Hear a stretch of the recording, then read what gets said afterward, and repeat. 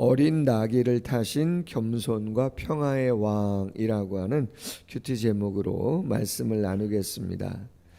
드디어 예수님이 마지막 한 주간, 고난 주간을 보내시는 때가 이르렀습니다. 그 이튿날이라고 하는 그날은 주일이고요. 예루살렘에 입성하는 모습이 오늘 본문에 그려지고 있습니다. 명절은 유월절이죠. 온 큰 무리가 예수께서 예루살렘으로 오신다는 것을 듣고 종려나무 가지를 가지고 맞으러 나왔다. 그러면서 예수님을 향해서 외칩니다. 호산나, 찬송하리로다. 호산나, 지금 우리를 구원하소서라고 큰 소리로 외치며 종려나무 가지를 흔듭니다. 그러면서 말합니다. 주의 이름으로 오시느니 곧 이스라엘의 왕이시여 하더라. 주 그리스도 메시아인 것이죠. 이스라엘의 왕으로 오시는 이여 우리를 구원하소서. 수전절에 대한 이야기를 얼마 전에 나눴습니다. 성전을 깨끗하게 했던 절기, 하누카라고도 부른다고 했는데요. 마카비라고 하는 사람이 수리아의 안티오쿠스 에피파네스 4세라고 하는 사람이 쳐들어와서 성전을 더럽혔다 그랬잖아요. 제우스 신상을 세우고 돼지의 피, 레위기에 보면 부정한 짐승 가운데 하나인데 그 돼지의 피를 제단에 뿌리는 치욕을 안겼던 날입니다. 주권을 빼앗기죠. 그래서 마카비가 독립전쟁을 일으키고 회복합니다. 독립을 쟁취하죠. 그날 많은 국민들이 종려나무 가지를 흔들면서 환호했습니다. 그리고 성전 안에까지 들어와서 종려나무 가지를 흔들었죠. 종려나무 가지가 상징하는 게 뭡니까? 승리와 구원이죠. 아름다움과 또한 번성을 상징하지만 현실 속에서는 그렇죠. 승리와 구원을 상징하는 것입니다. 예루살렘 성에 입성하는 예수님을 바라보면서 그들이 꿈꾸고 기대했던 게 무엇인가? 그렇죠. 바로 그것을 상징하고 소망하고 환호했던 거죠. 김인현 1919년 3월 1일 날 일제 치하 가운데 3.1 운동이 곳곳에서 일어났습니다. 상징이 뭡니까? 3.1절 하면 상징이 태극기죠.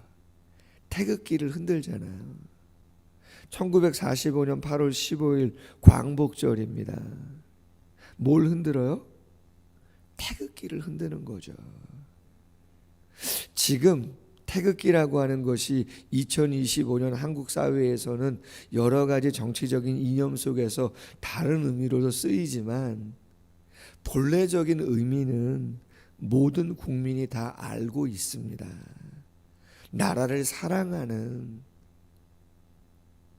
그러한 마음으로 흔들었던 그 태극기가 가지고 있는 본연의 의미가, 그 순수한 의미가 무엇인지 우리는 잘 알고 있는 것이죠. 지금 종려나무 가지를 흔든다? 무엇을 기대하고 있는 것인지를 잘 알고 있습니다.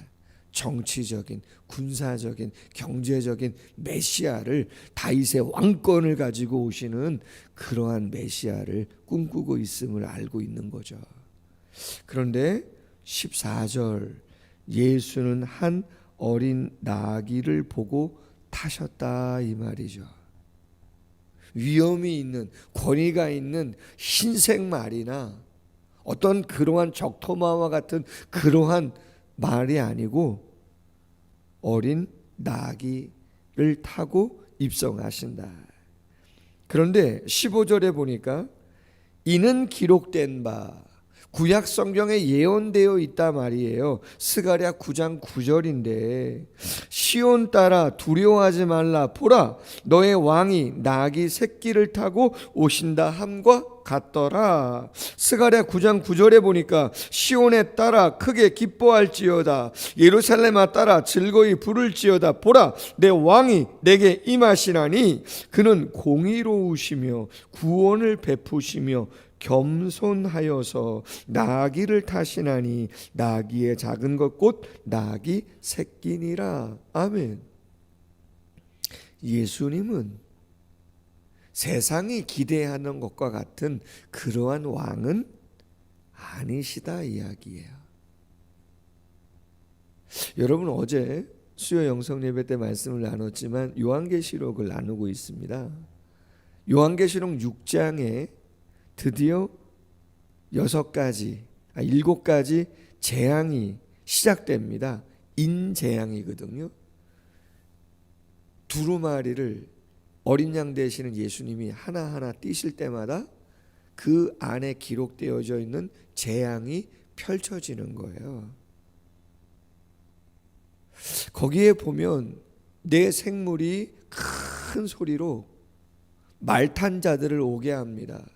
뭐 흰말 탄 자도 오고 청황색 말 탄 자도 오게 하고 붉은 말 탄 자도 오게 하고 막 오게 한단 말이에요. 그럼 그 말을 탄 자들이 와서 이 땅에 어려움을 주는 거예요. 그럼 어려움을 주는 그 모습을 해석하면 어떤 내용들이냐? 칼과 면류관을 쓴 자가 나타납니다. 이기고 또 이기기 위해서 끊임없이 정복의 야욕을 펼쳐가는 모습을 첫 번째 인 흰말 탄 자를 통해서 보게 되어집니다. 활이 뭐예요? 공격하는 거잖아요. 면류관은 승리예요. 근데 정복에 굶주려 있어요. 평화를 원하지 않아요. 전쟁을 끊임없이 원하고 있어요.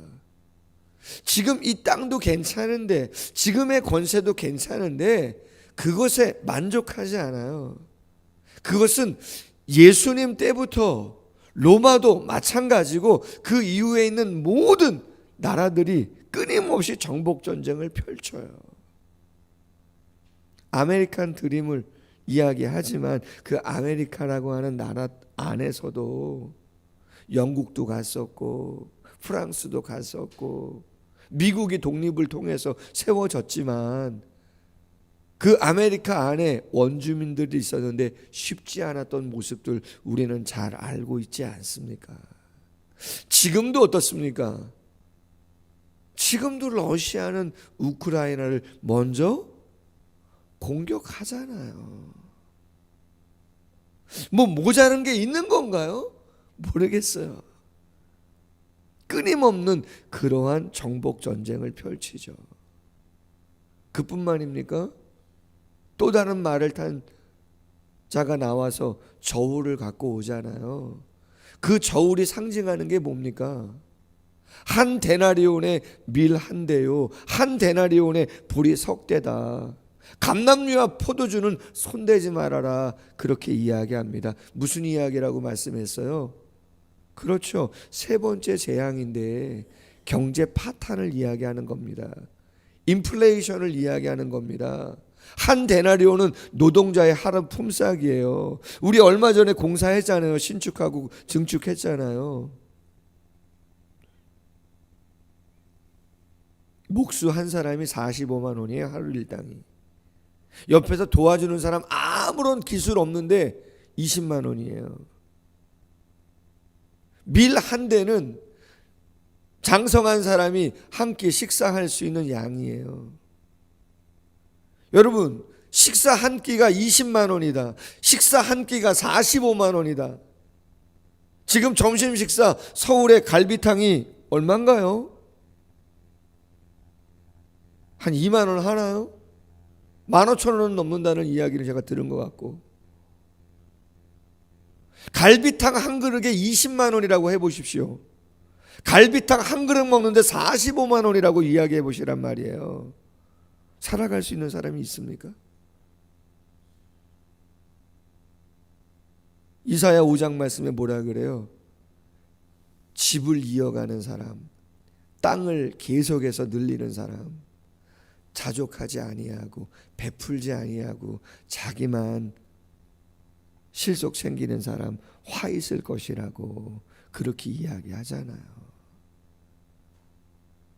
여러분, 마지막 시대의 재앙은 무천년설을 따른다 그러면 벌써 7인 재앙은 시작된 지 오래라고 할 수 있어요. 세상 사람들이 원하는 그러한 왕을 쫓는다면 이 세상에는 진정한 평화는 오지 않습니다. 16절 보세요. 제자들은 처음에 이 일을 깨닫지 못하였다가 예수께서 영광을 받으신 후에야, 언제를 말합니까? 십자가에 죽으시고 부활하시고 승천하신 그 다음 성령 세례를 통해서 예수님이 말씀하셨던 내용들을 깨달아 알게 된 그 이후에 이것이 예수께 대하여 기록된 것임과 사람들이 예수께 이같이 한 것임이 생각났다. 나사로를 무덤에서 불러내어 죽은 자 가운데서 살리실 때 함께 있던 무리가 증언한지라. 이에 무리가 예수를 맞으면 이 표적 행하심을 들었음이라. 그들은 무엇을 원해요? 표적을 원하죠.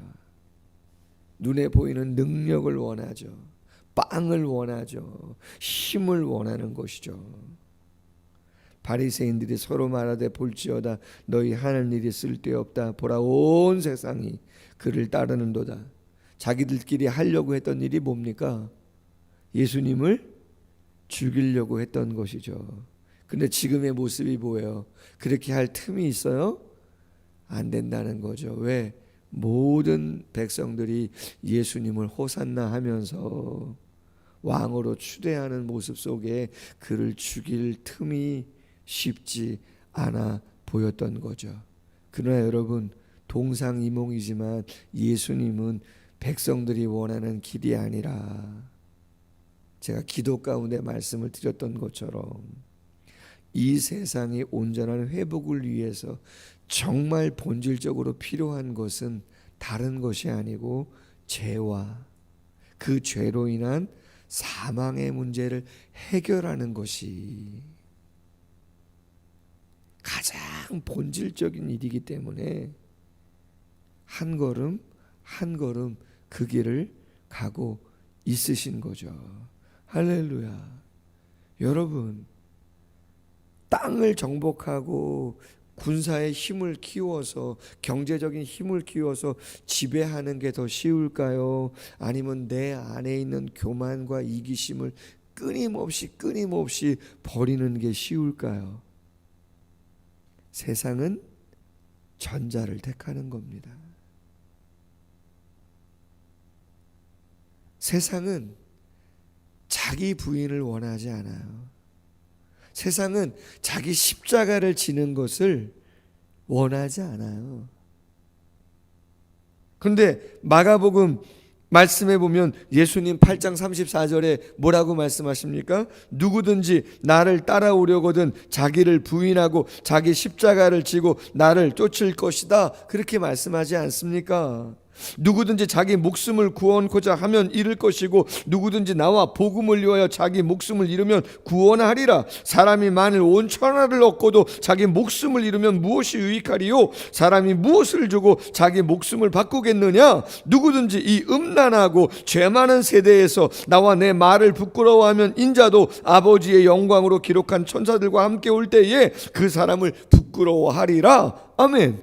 말씀을 했음에도 불구하고 자기 부인하기 쉽지 않다 말이죠. 왜 내가 다른 사람의 잘못과 그 부족을 끌어안고 십자가로 여기고 내가 힘들게 그 길을 가야 하느냐? 나는 손해보지 않겠다는 거 아닙니까? 언젠가 말씀드렸습니다. 돌아가셨습니다. 연세대 총장을 지내셨던 송자 총장이라고 하시는 분이 계셨어요. 그분이 한 강의에서 자유민주주의와 시장경제의 원리라고 하는 주제로 강의를 하셨는데, 그 강의의 핵심이 그겁니다.